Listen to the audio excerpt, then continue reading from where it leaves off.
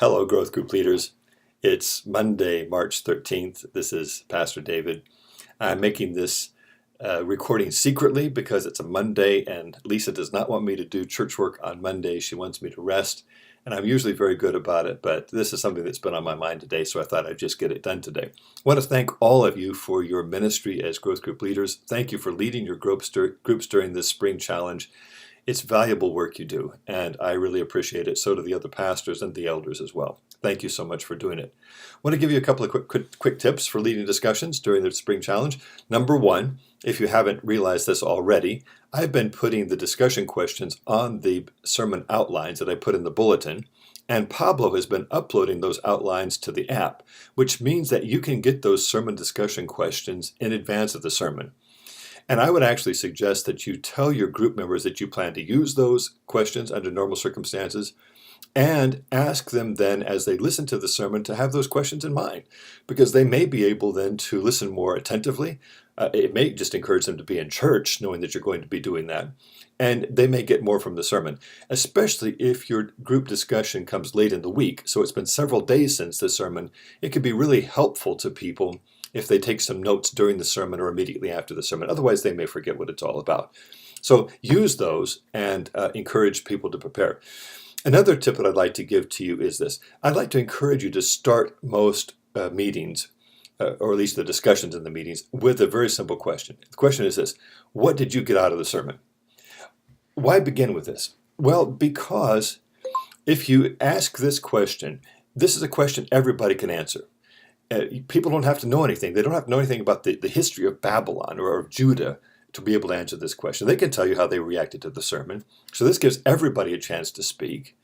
And it also gives you an opportunity to figure out where they are. You learn things about them. Remember, you're not just a group discussion leader, you're a disciple maker. And so you want to learn everything you can about where the people in the group are spiritually, what they're dealing with, what they're grappling with, how deep their spiritual understanding is.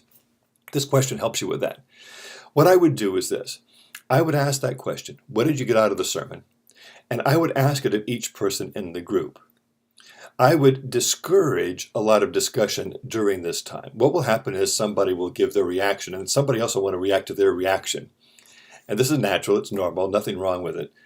And I'm not saying that you have to just cut it off as soon as it happens, but I would not let it go too far, because it takes a lot of time.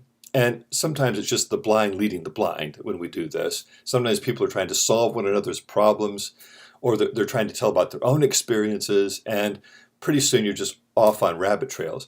So I would encourage you to ask the question of each person in turn, and if someone jumps in and they want to speak, you listen politely until they take a good breath, and then you say, "Thanks so much, Bill, but I want to move on. Let's ask Jean what she got out of the sermon." I would take time to have every person answer that question. I think you'll learn a lot from it, and then the quiet people get to speak as well as the talkative people. Then, after you've done that, you can look at the remaining questions and you can decide whether you want to use those questions, or maybe you just use one or two of them. You might even decide on the basis of what you've heard that something that somebody brought up in response to the first question is a topic that the whole group ought to decide. Feel free to go with it, because you may have a better discussion than just sticking woodenly to the questions that I or another pastor have given to you. If topics come up that you don't have time to get back to, people have questions, they have problems, feel free to tell them, let's talk about this offline. And then you may want to make an appointment with them. Maybe you could just talk after the meeting, or maybe you want to have lunch with them, or you want to give them a call or something like that. You don't have to cover everything in the meeting. And if things are sort of uncovered in people's lives that you think deserve some further discussion, it may or may not be appropriate to do that there with the entire group. It may be better for you to do it with them offline. I encourage you also to take time to pray at most meetings, so that you, at the end of the meeting, after you've talked, you actually pray for one another, because I think this is a great discipline for Christians to pray for each other. You can break into smaller groups, break into men and women, whatever you need to do, but I encourage you to normally do this. Here's the main thing I want to say to you.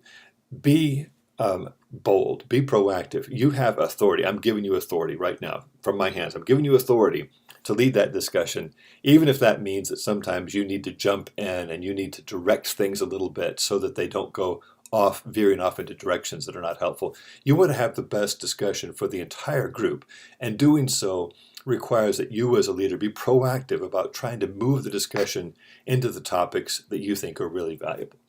Don't be afraid. God has called you to this. I know you can do a great job. Thank you again for your ministry. God bless. Have a great week.